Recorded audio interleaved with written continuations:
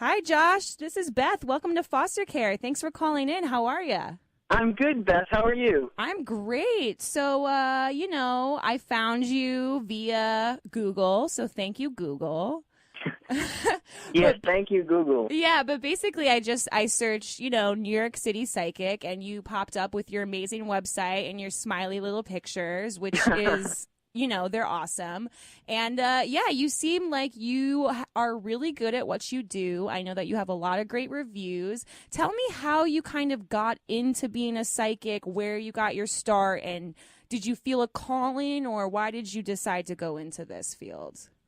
Well, I was always interested in astrology, just very much drawn to astrology books as early as I can remember. And then I kept asking questions like, why doesn't everybody fit into one of these 12 boxes? Like, why was this Virgo messy, or why was this Leo not very bossy? And I just learned that astrology was a lot more than just the sun sign. And eventually I wound up going for a psychic reading at the original Tremont Tea Room in Boston, which I know you have some familiarity with, Beth, right? Yes, that is where I got my first psychic reading ever. So that's so interesting that we're fated to meet, that we both got our start in this kind of field there. But yeah, are you from Boston originally? I am. I am. I was born in Cambridge, and I went to Emerson College. Oh, very which, nice. which was right across the park from the tea room. So I wound up getting a reading there, and I expressed an interest in learning astrology, and of course that led to psychic development classes and learning the tarot and palmistry and everything. And So I did read something there. spark at your first reading at the tea room, or like did you feel a calling, or what made you sign up for the classes basically? Well, I mean, astrology, I just couldn't get enough of it. It was very much like an obsession for me since I was very, very young. Right. And it's such a complicated math, science, and art that any knowledge that I could get would feed that need. And I was sold, and I was really actually tentative about learning the tarot and psychic stuff just because I was raised Catholic. I had Catholic schooling my whole life. But I wound up finding out that it all connected to astrology, and that was really all I needed to take the leap. Very cool. How is tarot connected with astrology? Well, every single card has an astrological influence or a planetary influence. So, like, you'll have some cards like the Magician, which is ruled by Mercury, and other cards that are ruled by signs, like the Emperor would be Aries. So, additionally, there's all the other cards, the 78 cards in the deck. They all have which one's different... Cancer? Because me and The V, Chariot. the Chariot, Yeah, very the Chariot. nice. Yeah, the 'Cause Chariot. Me and my co-anchor V are both Cancers, so Hi, Joshua. Hi there. we're very into the Cancer sign and also all the water buddies that are associated with it. Oh, yeah, cancers are great. Cancers are great. But, yeah, and the Chariot is just so ironic just because, you wouldn't think that it's all about hard control, but it is. It's all about mastering those emotions and getting to go wherever it is that you want to go. Oh, So, Lord, B and V know about that. Josh, you just described Beth and I to a T. Oh, yeah, mastering my emotions. Woo! I'm 25 years old. I don't think I've mastered them quite yet, but I'm working on it. Nice.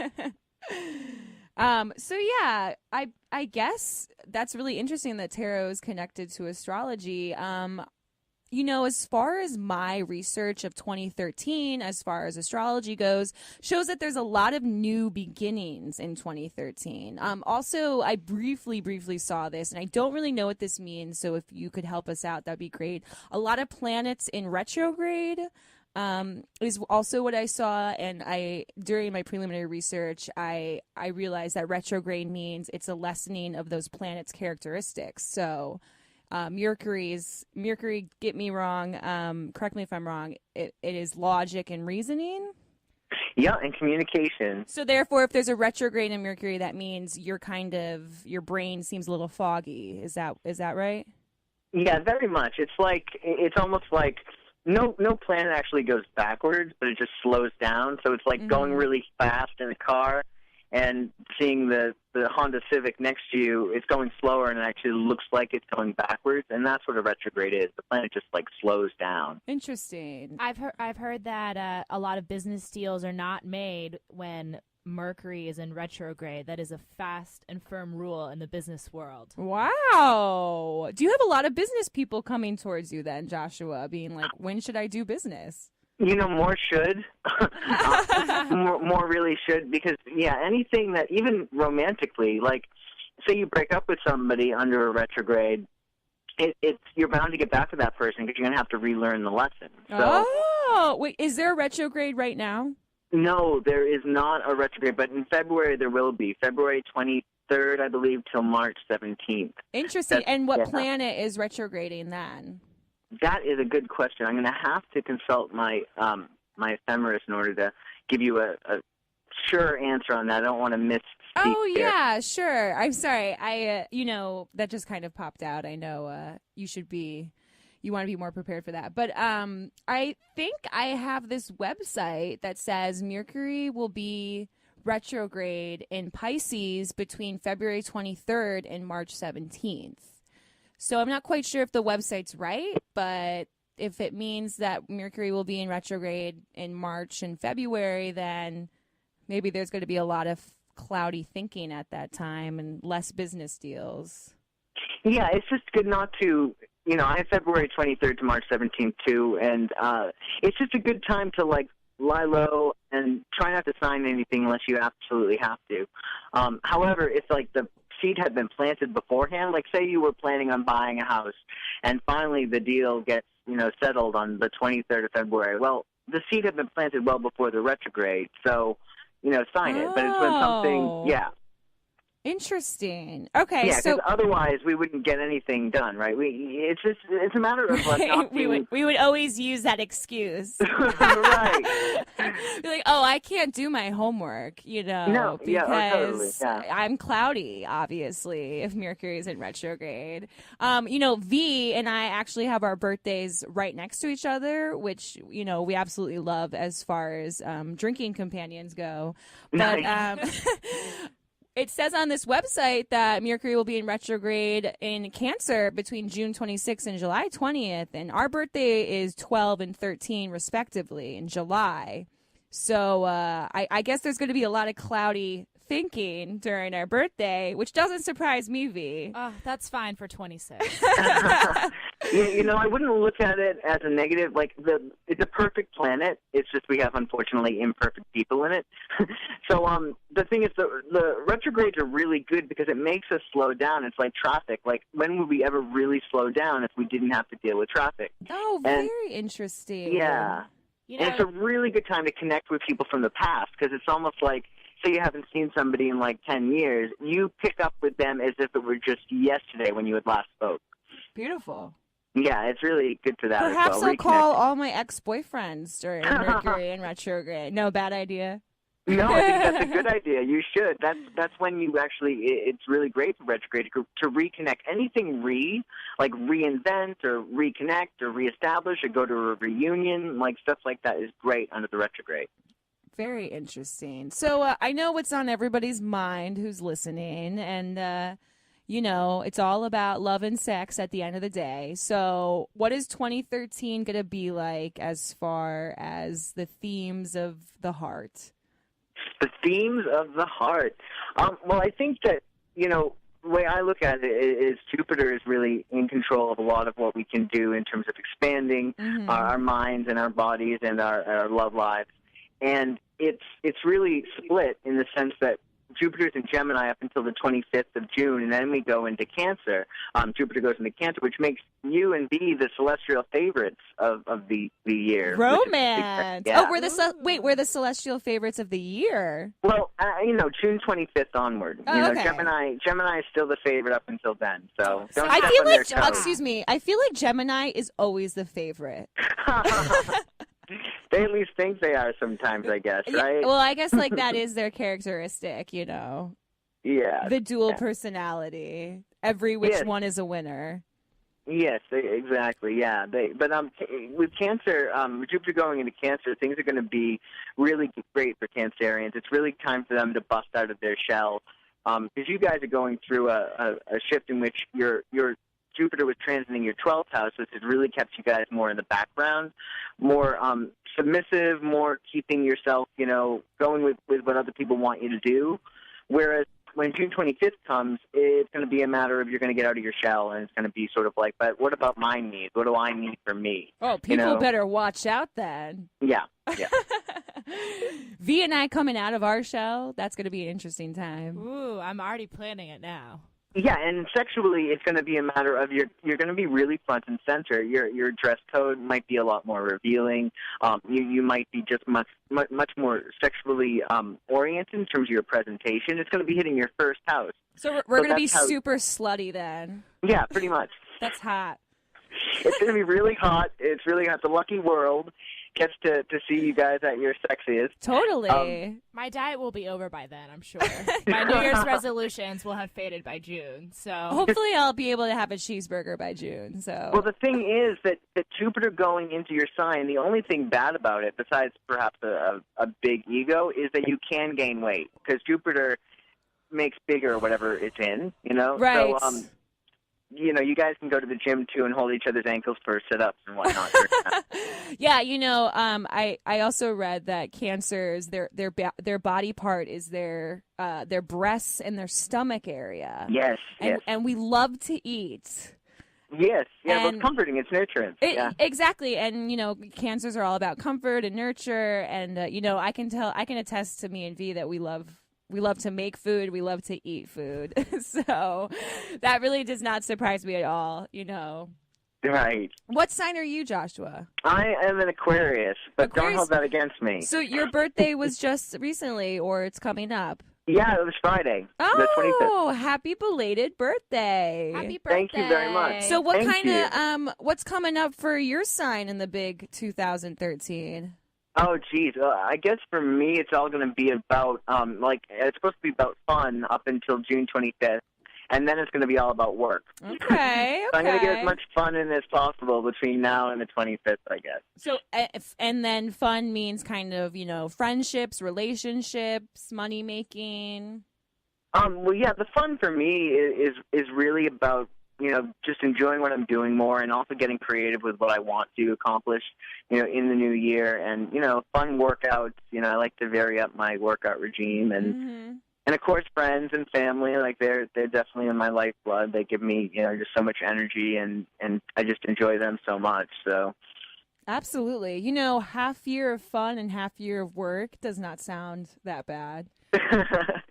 Especially if your work is fun. Absolutely, which yours seems to be. And Joshua, what is our first half of the year for us? It's going to be more about understanding really your subconscious. You're going through a 12th house transit with Jupiter, so it's all about expanding that karma that you have, from your past lives. Now's a really good time to do some introspection.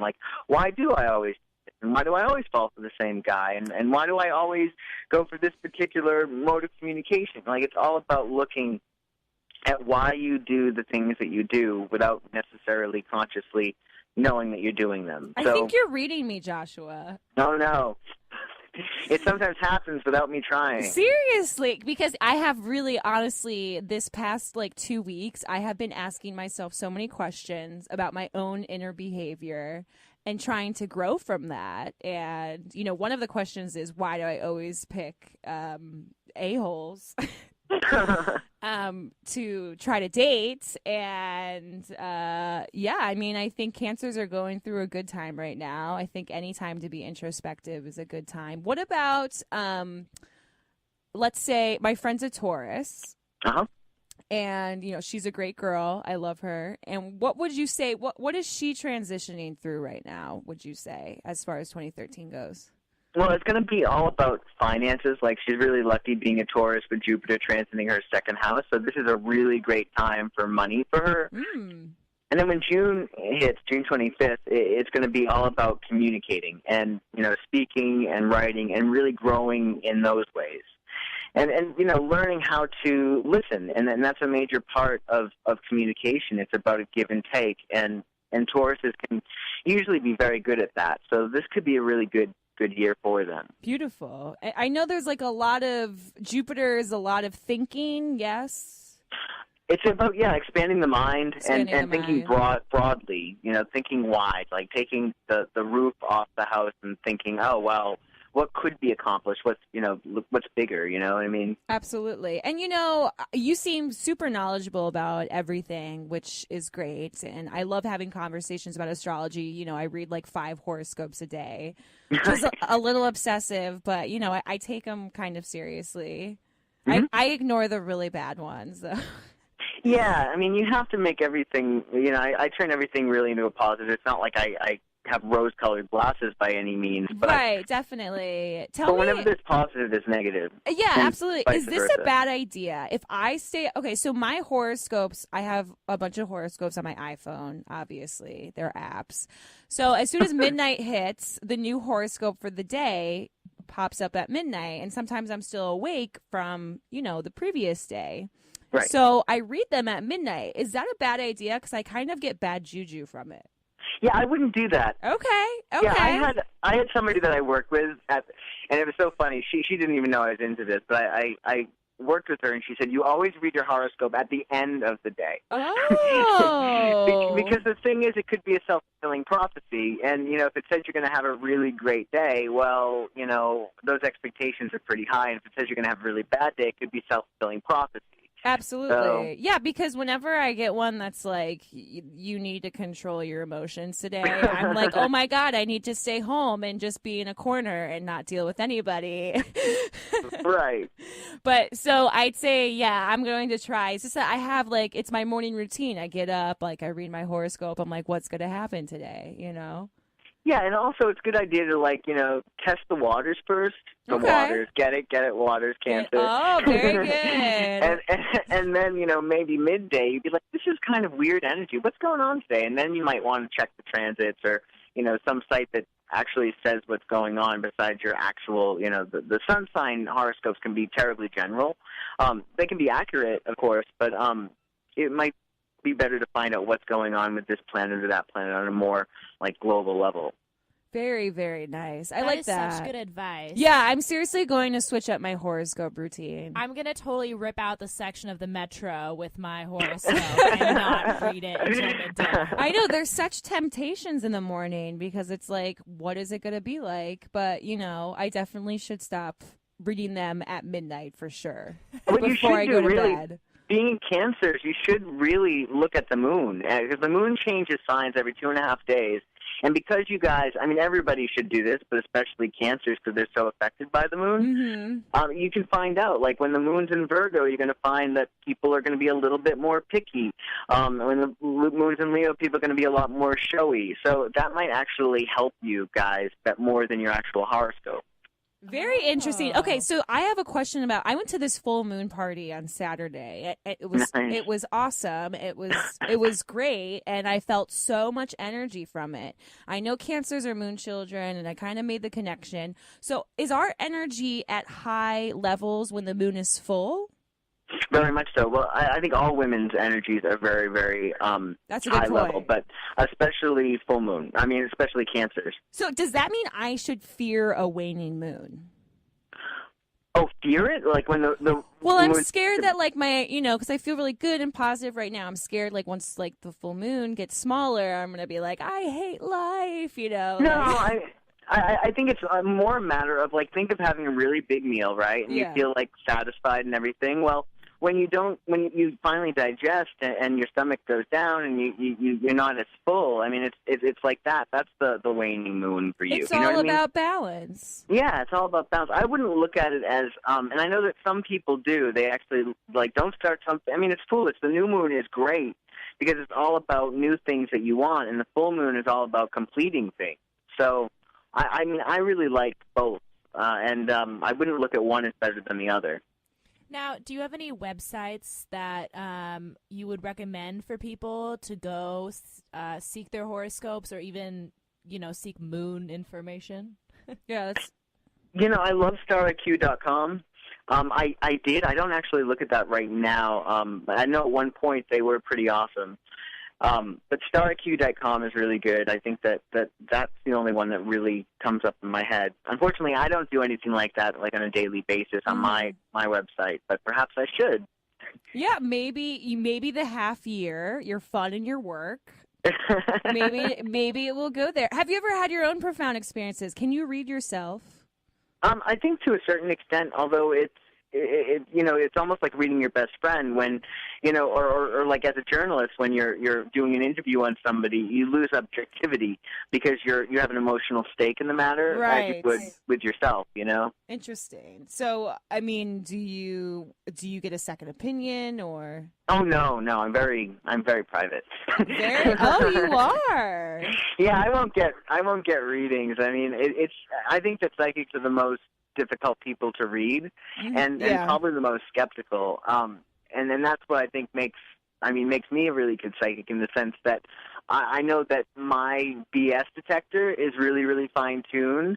So it's sort of a matter of me. I have to really, really always dig deep and make sure I'm pulling from, the most spiritual, truthful places possible because I don't want something to come across as BS even though I know it's not. You know what I mean? Right, definitely. Have you ever had someone affect you that you were reading?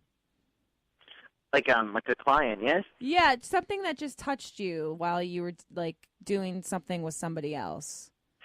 Yeah, well, I mean, I don't think it really won. I can't recall. I know that every time I read somebody, in retrospect, I always wind up reflecting back, and it might be a matter of I'm telling this person they need to add more water into their life, that they need to go swimming, that they need to drink more water, that they need to be more at one with their emotions. And then later in the day, I might be like, I wonder if I have enough fire in my life. I wonder if I'm exercising enough. Or, you know what I mean? It's not the same thing, but it's almost like the opposite or an offshoot of what I had said to them. Yeah, that makes a lot of sense. Well, Joshua, thank you so much. You're super knowledgeable about everything. This was a great, fun chat, and I know V and I enjoyed it immensely. As cancers, we love this kind of stuff. Awesome. And, tell people how they can reach you and find you. You seem like you are great at reading people, and you seem like you'd be great to sit down with for one of these things. Thank you very much. And life coaching. I also am doing life coaching this year. It's like astrological life coaching. Oh, very nice. Yeah, and that should be really cool. But if you're interested in the life coaching or you just want to get a reading, my website is psychicjoshua.com, and that's psychicjoshua.com. And it's easiest to reach me via email as opposed to phone.